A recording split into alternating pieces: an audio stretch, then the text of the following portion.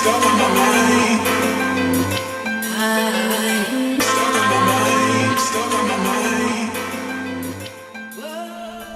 up YouTube? And unfortunately we're here at a new location because last time that we were at my buddy Daniel's house at Boost Coalition headquarters, we ran out of time, so we have to shoot at a different place now, unfortunately, with just the Eclipse.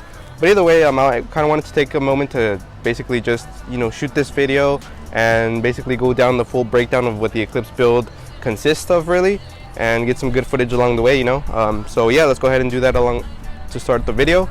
And well, to start off, guys, as mods that I want to go ahead and show you guys is that we have the XXR wheels.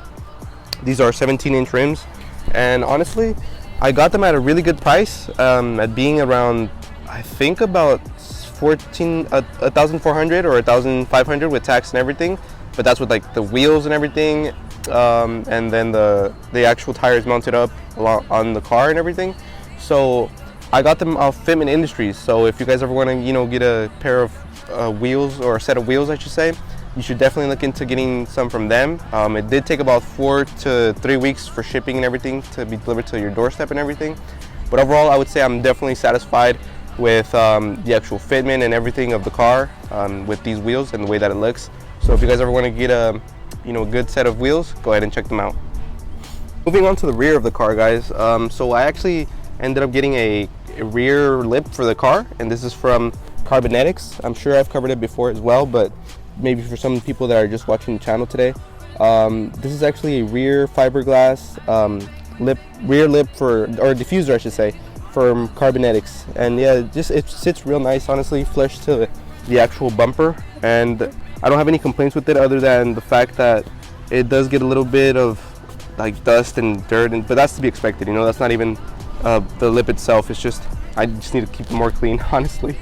But yeah, so rear Carbonetics fiberglass diffuser, and then we have the stock exhaust, of course, and then moving on to the actual wrap itself. And as you guys know, I've actually recently wrapped the car here at in my garage on the channel, I should say.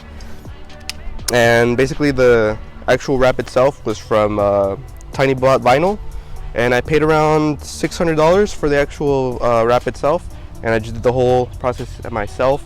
And like I said, guys, in a previous video, that the overall quality and material of this vinyl wrap, it actually is pretty good. It's just that on my end, since this was my first time actually wrapping a car by myself and everything, it is a little bit rough around the edges. So if you guys can tell, like my trimming and everything, it wasn't on as point as it could be. But overall, the material itself, it was really good, and I have no complaints with using it as a first timer and beginner. But yeah, I just want to say that this is a good material. If you guys ever want to go ahead and wrap your car, I would highly suggest you guys go with Tiny Ball Vinyl, in case you guys are wondering what kind of material I used. Oh yeah, and also, guys, by the way, I actually got a chance to wrap the front bumper finally, and I went ahead and mounted it up onto the Eclipse, and I did wrap it myself as well. So finally, after months and months of not having a front bumper on, I finally managed to get this front bumper on and made it happen. So right now I'm gonna go ahead and pop the hood for you guys and show you guys the actual engine bay mods and the way that I have it set up.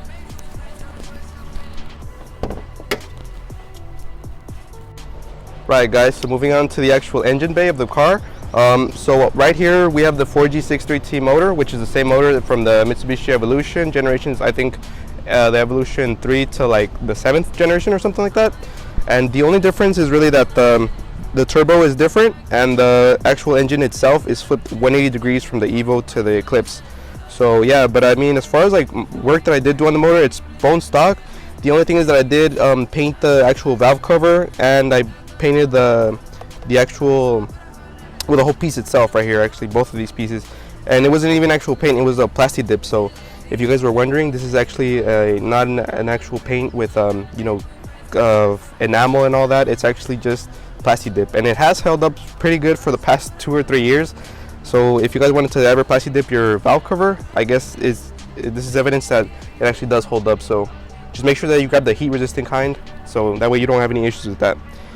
And I also have a T25 stock turbo that came from the factory. This is by Mitsubishi themselves. It's located right there, little small spoolie boy, and everything else is pretty much stock other than the blocks manual boost controller. So right here we can actually control the boost from the turbo to the boost gauge, and it'll tell us how much pressure we're actually running on the car. And honestly, safe boost pressure for the stock turbo is around 12 to 14 psi. Anything more than that, you kind of risk blowing up your turbo, and that's something that you definitely don't want to be dealing with. And we also have a GFB Stealth blow-off valve. And the cool thing about this blow-off valve, guys, is that you can adjust it. So it has 16 clicks total, and depending on how loud you want it, you can open it fully to the max setting, or you can close it and it'll be a really quiet blow-off valve. And I'll throw in some clips right now of what the blow-off valve sounds like when it's closed and when it's pretty much wide open.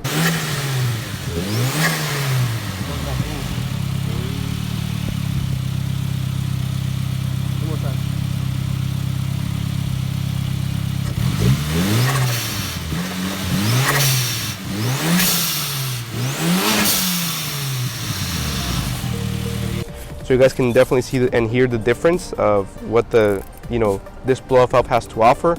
So I definitely recommend this blow-off valve if you guys want something that is a little bit more low-key and a little bit more customizable according to what you want the car to sound like. And it does sound really nice as well, guys.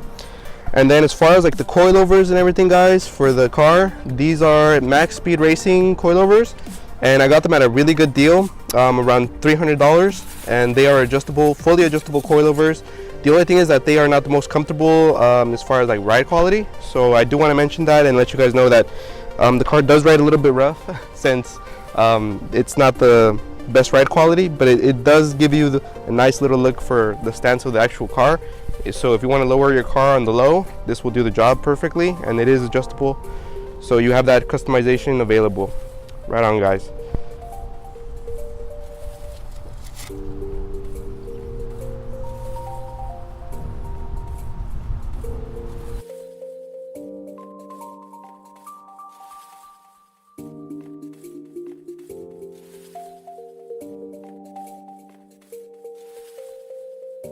And moving on to one of the last pieces here on the car, I have a Mitsubishi Radiator because I did actually run into difficulties with my original OEM radiator. It did break on me, so I sourced a Mitsubishi Radiator for about $120 or something like that off of a friend.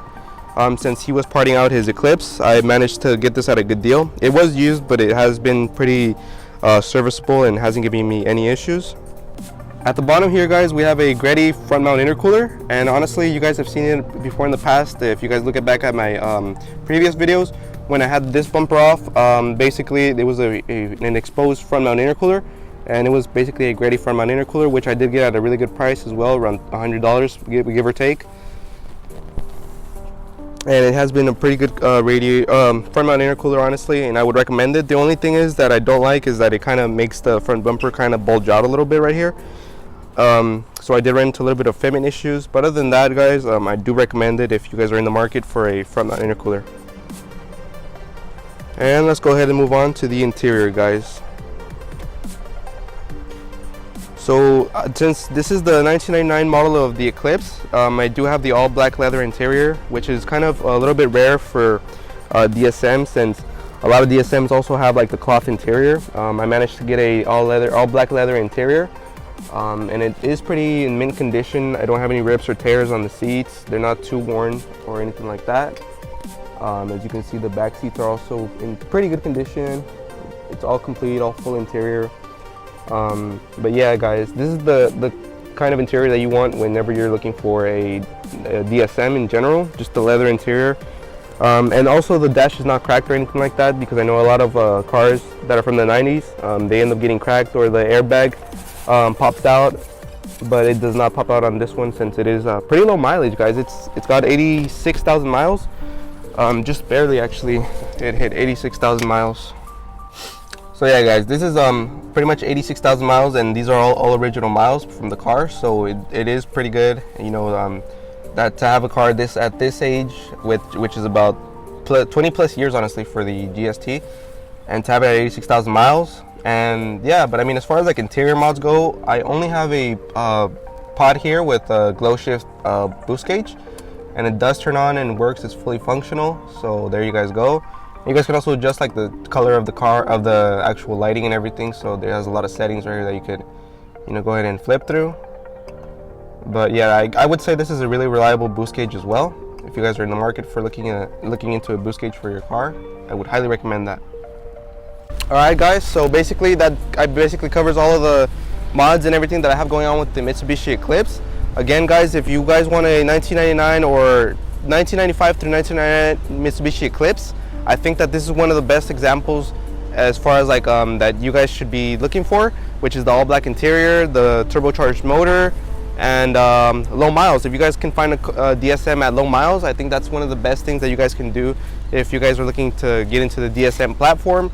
Again, my car is about to be on sale, so hopefully I'll have a video up for you guys going through what that's like, this whole selling process, and what kind of messages I get from buyers. I think that would be a really interesting video.